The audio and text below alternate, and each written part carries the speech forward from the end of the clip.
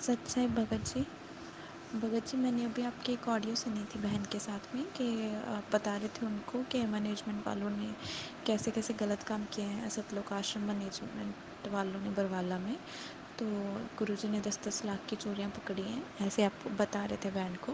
तो वो मैं ऐसे पूछना चाहती थी कि भगवान के रहते हुए ऐसे कैसे कर लिया इन्होंने कि ये चोरियां करते थे वहाँ पे, और वहाँ पे जाने वाले लोगों को पीटा भी जाता था, और मीन्स वहाँ पे जो भगत जाते थे वो सेफ नहीं थे। ऐसे भगवान के रहते हो, वो तो भगवान का एक तरह का आश्रम था भगवान ने बनाया हुआ, जहाँ पे वो बुलाते थे, सारे भगत जाते थे। तो वहाँ पे भी अगर भगत सेफ नहीं है तो भैया फिर तो मीन्स हम तो फिर कहीं भी सेफ नहीं है। अगर हम आश्रम में सेफ नहीं थे, बरवाला आश्रम में, मैं तो अभी जुड़ी हूँ, लेकिन ये मेरे मन में आ रहा था कि अगर हम आश्रम में भी सेफ नहीं थे भगवान के पास में, तो फिर कैसे सेफ रह सकते हैं। सत्साई बहन जी, आपका जो सवाल है या शंका है वो अपनी जगह पे बिल्कुल ठीक हो सकती है, लेकिन अध्यात्म की दृष्टि से ये ठीक नहीं है। देखिए, आप कह रही हैं कि परमात्मा यदि आश्रम में थे तो ये सब कुछ कैसे हो सकता है। अगर वहाँ भी कोई सेफ नहीं है तो फिर कहीं कोई सेफ नहीं रह सकता। ऐसा नहीं है बहन। परमात्मा तो सतयुग से लेके कलयुग के अंतिम समय तक इस पृथ्वी पे ही रहते हैं।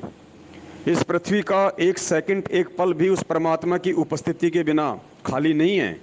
तो इस पृथ्वी पे जितने भी बलात्कार हो रहे हैं, चोरियां हो रही हैं, मर्डर हो रहे हैं, डकैतियां लोग डाल रहे हैं, उल्टे सीधे कुकर्म कर रहे हैं, लड़ाई झगड़े कर रहे हैं, ठगी कर रहे हैं, भ्रष्टाचारी कर रहे हैं, काला बाजारी कर रहे हैं, तो हम क्या समझें इस चीज़ को।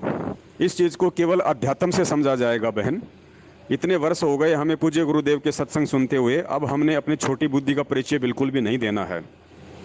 इसीलिए परमात्मा बार बार हर सत्संग में ये जोर डालते हैं कि बच्चों, पहले सृष्टि रचना को ध्यान से पढ़ो, सुनो। एक बार नहीं, दो बार नहीं, 10 बार नहीं, 100 बार सृष्टि रचना को सुनो, उसको पढ़ो। फिर तुम्हें अध्यात्म के विषय में ज्ञान होगा, मन की सारी शंकाएं तुम्हारी निकल जाएंगी।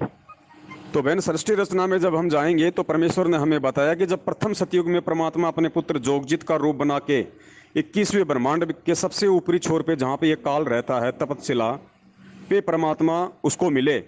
दोनों की बातचीत हुई, कुछ एग्रीमेंट हुए थे। उसमें से एक काल ने कहा था कि परमात्मा आप नीचे जाना, अपना ज्ञान देना, लेकिन जबरदस्ती किसी के साथ मत करना। ये जबरदस्ती शब्द याद रखना बहन। आप जबरदस्ती किसी के साथ मत करना। जो आपका ज्ञान समझे वो आपका, जो आपका ज्ञान ना समझे वो मेरा। तो बहन, ये क्लियर है, पूरा पॉइंट क्लियर है, कोई शंका होनी नहीं चाहिए। और जब वो परमेश्वर यहाँ पे आएगा तो बहन, वो परमेश्वर एक आम व्यक्ति की भूमिका करते हुए यहाँ आता है। वो परमेश्वर एक आम व्यक्ति की भूमिका करते हुए, अपने आप को छुपाते हुए यहाँ आता है बहन। और वर्तमान में अगर परमात्मा ने अपनी समर्थता ही दिखानी थी अगर उसी तरीके से, तो फिर ये ज्ञान की आवश्यकता क्या थी। आपको पिछली पीढ़ी में जन्म देने की जरूरत क्या थी।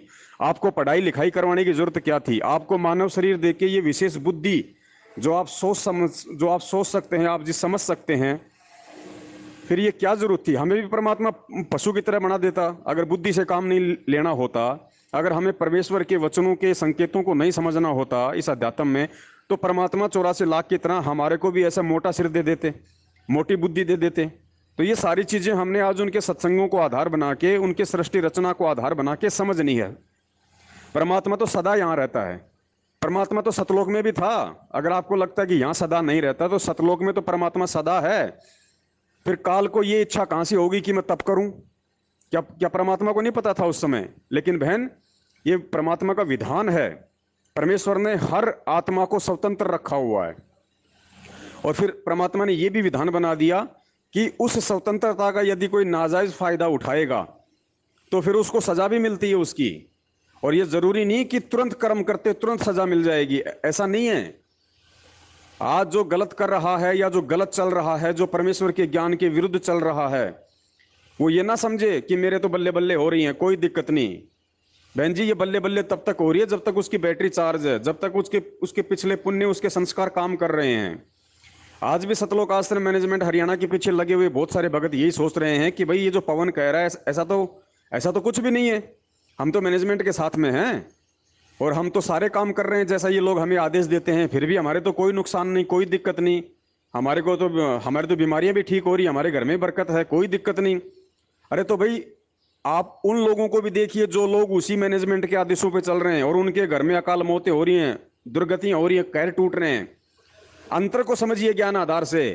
जिन सतलोक आश्रम मैनेजमेंट के आदेशों पे चलते चलते जिनके घर में कहर टूट रहे हैं, अकाल मौतें हो रही हैं, उनकी बैटरी डिस्चार्ज हो चुकी है और वर्तमान में वो परमेश्वर की बताई विधि से साधना वो कर नहीं रहे, परमेश्वर के ज्ञान आधार से वो चल नहीं रहे, तो वर्तमान में वो उनकी भक्ति बन नहीं रही। और जो पिछली भक्ति थी थोड़ी बहुत, जो बैटरी चार्ज थी, वो उनकी डिस हो चुकी है। और तुम लोग जो हो वर्तमान में जो कहते हो कि हमारे साथ कुछ नहीं हो रहा, तो तुम्हारी वर्तमान की भक्ति तो नहीं बन रही है, लेकिन पिछली बैटरी थोड़ी बहुत चार्ज है, जिस वजह से तुम्हें लगता है कि हमारे सारे काम ठीक हो रहे हैं। लेकिन जब वो डिस्चार्ज हो जाएगी ना, तब सिवाय रोने के कुछ हाथ नहीं आएगा। क्योंकि समझने का समय सिर्फ ये है, बाद का समय नहीं है। बाद में तो जैसे आपने कर्म किए हैं उनका परिणाम भोगने का समय है। तो बहन, ये छोटी छोटी बातें हैं। इन बातों के लिए अब आप जियों को स्वयं अपनी बुद्धि से विचार करना पड़ेगा, इस परमेश्वर के ज्ञान मार्ग को समझना पड़ेगा। कल को आपके मन में ये भी शंका हो सकती है फिर तो, कि परमात्मा समर्थ है, परमात्मा सब कुछ है, फिर जेल में क्यों बैठा है परमात्मा, फिर काहे का परमात्मा हुआ। तो बहन, ये बातें हैं ना, ये कॉमन सेंस की बातें हैं। इन बातों को तो हमने बहुत पहले समझ लेना चाहिए था, लेकिन हम आज तक नहीं समझ पा रहे। अब इससे ज्यादा दास क्या कहे बहन। सत साहेब, जय हो बंदी छोड़ की।